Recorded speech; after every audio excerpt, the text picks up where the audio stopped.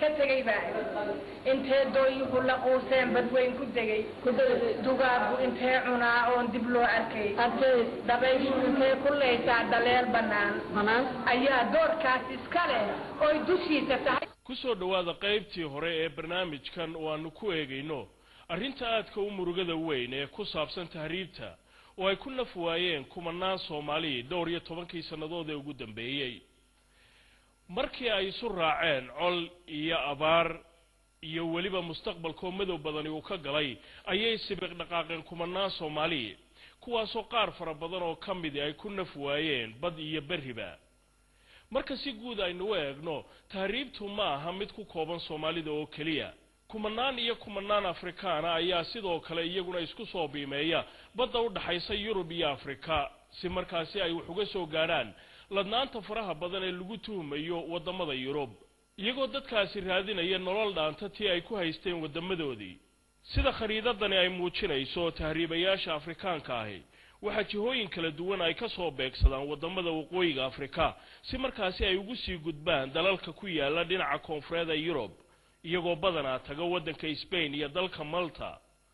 iyagoo inta ay ku sii jiraan safarada waqooyiga Afrika ay ku beegsanayaanna ay la kulmaan dhibaatooyin badan oo isugu jira geeri iyo silic kale oo qaarkood nafba aanay la gaadhin dalalkii ay u tahriibi lahaayeen laakiin ay ku sii dhintaan saxaraha waqooyiga Afrika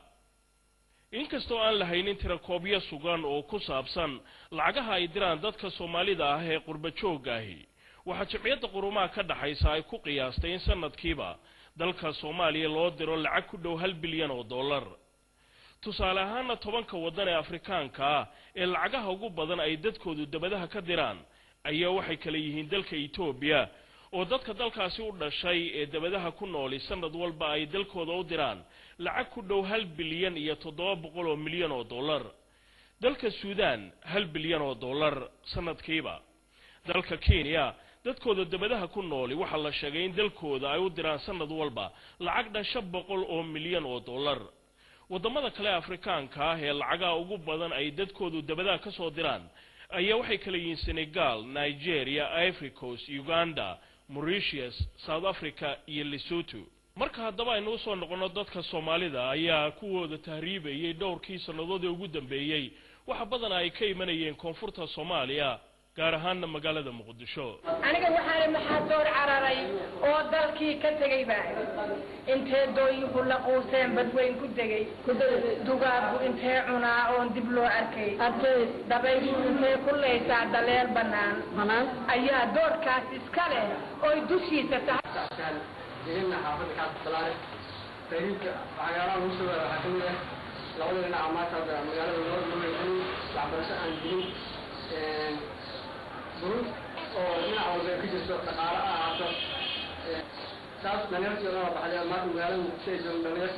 أجيني كذي رأي جوان يكسر هرين نقول يا ما رفشوا لعبرس هذا سيء عليه ما مجال كرس بس حاولوا بس كل يعني وحنا أرضي وحن معناها هل صار أم لا صار وبيرانا وحن أي بعمود وحنا برني وحبرشدي أي تنضع درجة أي يقولي مركز كل دباسة بدنا يقولها ومعناها وحبرشدي يكرر قولي وحن جعله إنه وحبرشدي سوى ما نأتي معناه أو معناها كرشكي دبلا كبر كرن مائي وحن جعله إلى التهريبه أي مجالنا مقدش عن كتره ماشي معناها إلهي سبحانه وتعالى يوجد بلادنا بنام حقوق dadkaasi tahriibayaasha hiwaayadan dambe kuma koobno oo kaliya kuwa ka yimaada koonfurta Soomaaliya iyo magaalada Muqdisho waxa iyaguna jira qaar kale oo fara badan oo Itoobiyaana ay ku jiraan oo soo beegsada magaalada Boosaaso si ay halkaasi uga tahriibaan dadkaasi marka ay doonayaan inay gaaraan magaalada Boosaaso qaar fara badan oo kamidi way sii lugeeyaan qaarna gaadiid ay u raacaan magaalada Boosaaso sida dhawaan u cadaatay wariyaasha Ra TV International oo dadkan kula kulmay magaalada Laascaanood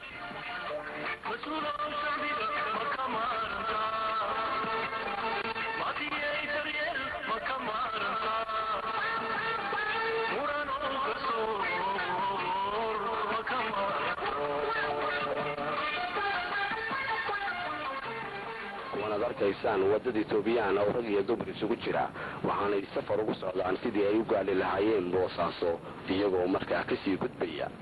waxaanay sidoo kale sheegeen inaanay wax lacaga sidin balse ay lacagta ka shaqaysan doonaan boosaaso. انت ايش اسمك؟ محمد. انت وين رايح محمد؟ وين رايح؟ وين روح؟ بوصاصو. بعدين بوصاصو انت يروح مكان ثاني. الله يسلمك. يمن صح؟ تهريب. duruufta keentay tahriibkana waxay tahay camalii dhalinyarada haysa adarkaysa boqol wiil oo maqaaxi wada fadhiya oo aan midho ka shaqo tageen wasaaradda aanu shaqo tageen xafiiska aanu shaqo tageen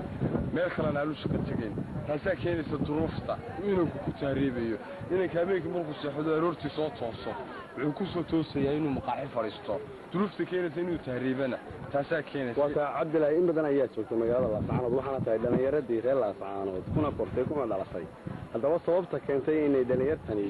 tahriibaan ma waxa la taa ayaa keentay waxa jirta sababo kale oo ay dhalinyaradu uga tahriibaan baahida ugu weyn oo keenaysa waa camaliyada inanka hadduu camal aroorti ku soo toosiyo ismuu dhibeen oo iska shaqaysan lahaa waxbarashadiisana uu baran lahaa marka baahida ugu weyn ee keenaysa inuu inankii tahriibo waa taa bilaa camalka dhalinyaro fara badan oo xidhan baa imika jirta inteeba aan garanayeen hebel aan ku leeyahay oo aan garanayo xitaa waqtiga ay dhasheen imika badaha u dhaxeeyay Liibiya iyo Suudaash ku dhintay Talyaaniga dhimaykan xisaab tahriibayaasha haddaba iyagu aan nabad gaarin dhulkii ay u socdeen ee badaha ku sii dhinta ayaa murugadoodu waxay ku hadhaa qoysaskooda sida dhawaan ka dhacday magaalada Boorame markaas oo bishii Juun 25 ka mid ah dhalinyarada magaaladaasi ay ku dhinteen iyagoo doonayay inay tahriibaan badda u dhaxaysa waqooyiga Afrika iyo koonfurta Yurub wiilal walaalaha ay mooyaan waxaan iga dheertaan dhaleegidkin wadii aad walaalaha ciid wax ku qabatay waa ku dhinteen qaarna waa nabad tahriibtu horta waa shay khatar ah tahriibna carabida ku sii wuxuu waa firlad oo qof firlada weey carabida dawaa taqaan wax weyn waa haarib weeyaan maadaama uu caynka yahay naftiisii iyo mustaqbalkiisii labadiiba khatar buu ku hayaa waxana caado ah qofku marka uu tahriib yahay khatarta ugu weyn ee uu maraya wax weyn aqlabiyan horta waxa weeyaan dadka tahriibtan himka waxa ugu badantay meesha la dhaho badan cas oo ilaa iyo mana iyo meesha la yiraahdo iyo maxaa ay Liibiya oo yana ilaa iyo Talyaaniga labada meelood baa ugu khatarsan dadka inta lagu waayay iyo inta ka nabad gashay ama way isleeyeen ama inta lagu waayay badan ayaa badan نفتنا قف مركو هلاقين ولا تلقوا بأيديكم إلى التهلك يعني وخطرت يدي لهذا قفوا إنه هلاق نفتي سجليه نوع صباح وأهاته هلست يدي لهذا واحد لقاتي مركا محاها هي قفكم حسقي سيلاهي بكفارة غاتي تعالوا نتكم تزوقون بلدو طد كان ذلك يسوق قفوا برسقي ثاو واحد لقوا سيرة يا سيدو يسوقوا نيدي سكوا دون مد باكو صواحد يا والو سيرة مد باكو دقال لما يكون واحد عند كدي له والو سيرة mid ba hadii xugman bariyo tamayo gacanta sidaale waa lagu siinay mid ba yaa asaaqi aftax leeyo dirsu fooftigayo xisad xalaal u fooftigayo waa lagu siinay waa lagu wada xisaabtamayo casur mid walba malafkiisu baa loo gelinaya laakiin niyadii salaada li noogu waajibin niyada ayaa cajiba qofku haduu mustaqbalkiisa ku soo ururiyo tahriib aad iyo aad ba shay dhibaato u leeyahay waxa la qaatay waxaan leeyahay anigu dadka yaryar waxaan leeyahay fisqiina halkan waa laga dargay dhulka gudihiisa kuwa aan waxba hayn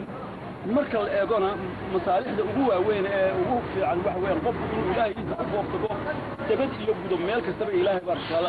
faqad fooftiisa kolba meeshii la guriyo uu kala baxaya laakiin inuu niyo wanaagsan ciidiisa uga raadiyo Allah inuu ilaahay subhanahu wa ta'ala u kala faalo qaato oo ku badan oo shay bafaadu qaaba maanta dargaya ka waxaan leeyahay la fiina halaagina dhalinyarta khaasatan dadka loo baahan loo digo waa dhalinyarta ilaahay aamina dhulkiinana aamina mustaqbalkiinana marka wax wanaagsan oo fisqiina idinku sheegi maayo ala tool bay ku imanaysaa fiiso hadii lagu qoray gurigaaga aad joogo meel kasta ha ka timaado waxaan leeyahay marka ha isarbishina la fiina harbishina halaagina mustaqbalkiinana kulba meesh ilaahay idin saaro kaga raadiya